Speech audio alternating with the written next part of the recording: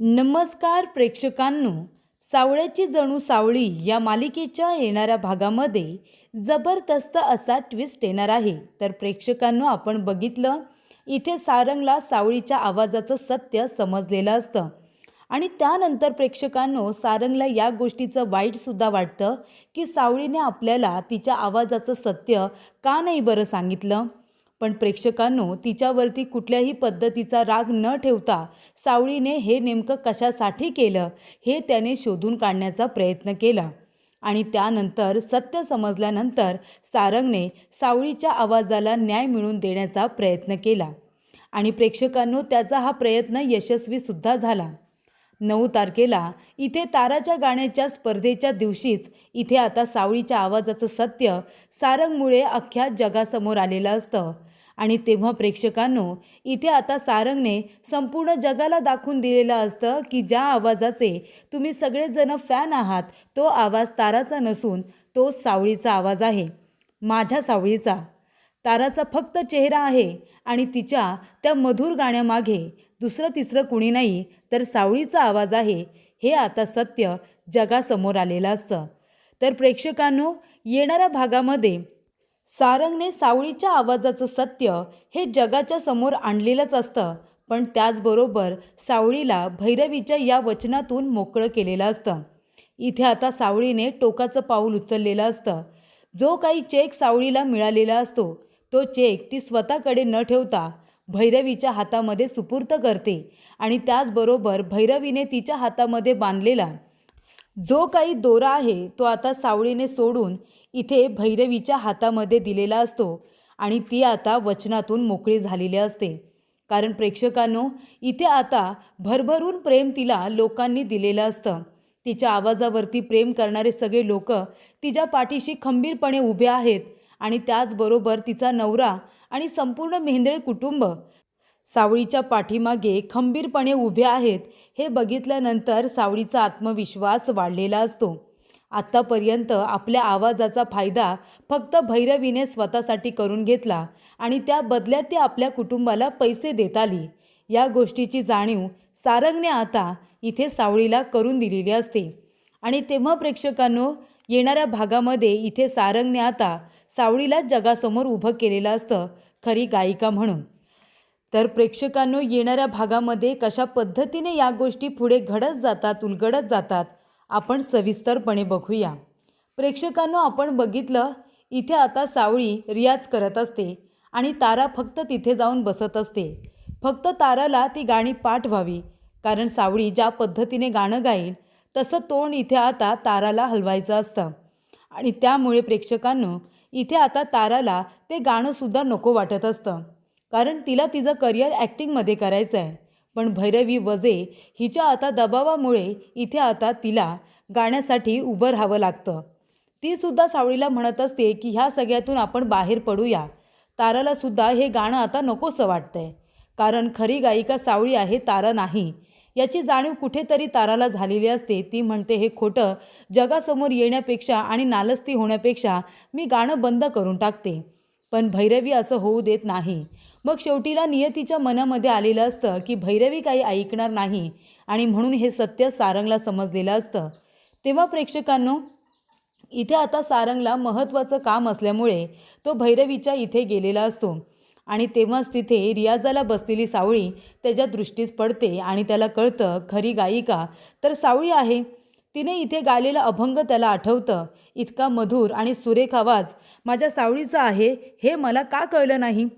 पण हे सत्य सावळीने का बरं लपून ठेवलं असेल. तेव्हा इथे सारंग आता टेन्शनमध्ये असतो. पण त्याला एक गोष्ट माहिती असते की सावळीसारखी प्रामाणिक मुलगी जर हे सत्य माझ्यापासून लपवते म्हणजे नक्कीच काहीतरी कारण आहे आणि म्हणून प्रेक्षकांनो, सावळी आता इथे नक्की का माझ्यापासून हे सत्य लपवते याचा शोध सारंगने सुरू केलेला असतो. जगन्नाथची भेट घेतल्यानंतर त्याला यामागचं कारण कळतं की भैरवीने सावळीच्या भावाच्या ऑपरेशनचे पैसे दिलेले असतात आणि त्यामुळे तेव्हाच तिने शपथ घ्यायला लावलेली असते की यापुढे जगाच्या समोर तुझा आवाज येता कामा नये.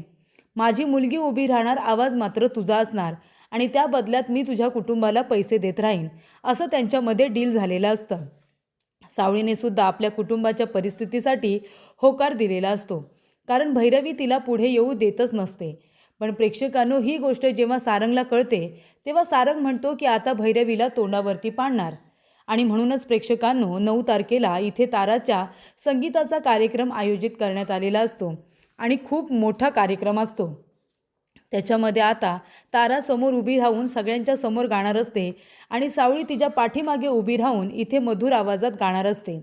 तेव्हा इथे आता तारा गायन करत असताना सगळे मेहंदे कुटुंब खूपच जास्त एक्सायटेड असतात की तारा आता गाणं गाणार आहे आणि त्यांना खूप आनंद होणार असतो.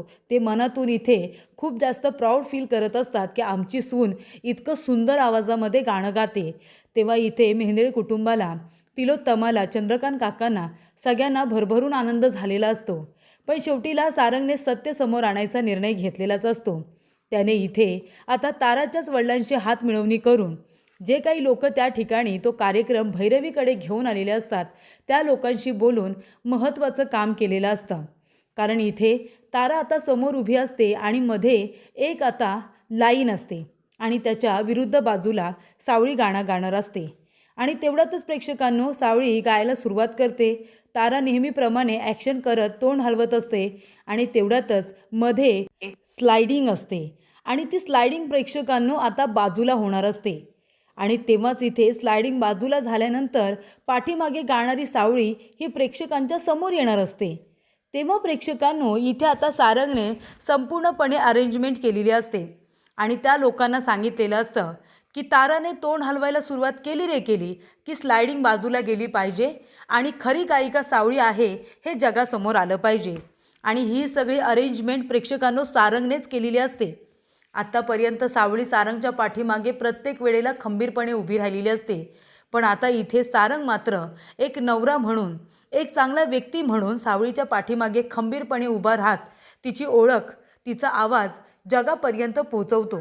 तुला कुणाच्याही दबावाखाली राहण्याची गरज नाही आहे, असं आता सारंग म्हणतो. आणि जेव्हा ती स्लायडिंग बाजूला जाते तेव्हा सगळे प्रेक्षक उभे राहतात. तेव्हा ताराला वाटतं की सगळेजण उभे का राहिले आणि मागे का बघतायत आश्चर्याने. तारा गाण्याची गप्प बसते. सावळी डोळे मिटून इथे एकदम मंत्रमुग्ध करून टाकते लोकांना. इतक्या सुंदर आवाजामध्ये ती गात असते. एकदम ती स्वतःच्याच नादामध्ये असते आणि सुंदर आवाजामध्ये ती गाणं गातच असते. तेव्हा इथे डोळे उघडून बघितल्यानंतर सगळे लोक समोर उभे का राहिलेत आणि मध्ये असलेला पडदासुद्धा बाजूला झालेला असतो. आणि तेव्हा इथे सावळीला सगळ्यांनी गाताना बघितलेली असते.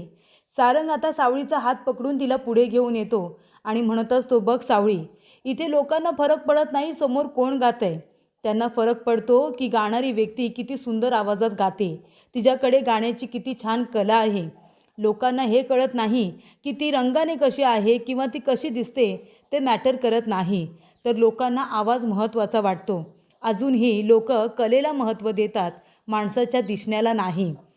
तेव्हा प्रेक्षकांनो, इथे आता एक चेक असतो आणि तो चेक इथे सारंग सावळीच्या हातामध्ये ठेवतो आणि म्हणतो, हा बघ, हा चेक आहे ना, इथे बसलेली जी पब्लिक आहे, जी तुझ्यावरती प्रेम करते, तुझ्या आवाजावरती प्रेम करते, त्यांच्यामुळे तुला मिळालेला हा चेक आहे. तेव्हा सावळी तो चेक आपल्या हातामध्ये घेते, भैरवीच्या हातामध्ये तो चेक ठेवते आणि म्हणते की आत्ताच्या आता मी तुमच्या वचनातून मोकळी झालेली आहे. मी काहीच केलेलं नाही आहे. जे काही केले ते विठू माऊलीने केले, जे काही केले सारंग सरांनी केले.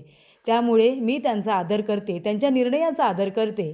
आणि ती हातातला दोरा सोडून भैरवीच्या हातावरती ठेवते आणि म्हणते, आत्तापासून, आजपासून मी तुमच्यासाठी आता कधीही गाणं गाणार नाही. जे काही मी आता गायन करेन ते स्वतःसाठी करेन, माझ्या प्रेक्षकांसाठी मी स्वतः करेन. तेव्हा प्रेक्षकांनो, इथे आता सावळीने खूपच महत्त्वाचा निर्णय घेतलेला असतो. तिने भैरवीचा कुठल्याही पद्धतीचा अपमान न करता तिला आता नकार दिलेला असतो. तिच्या वचनातून ती आता मुक्त झालेली असते. तर अशा रीतीने प्रेक्षकांनो, इथे आता खूपच छान पद्धतीने सारंगने सावळीचा आवाज जगासमोर आणत तिलासुद्धा सरप्राईज दिलेलं असतं.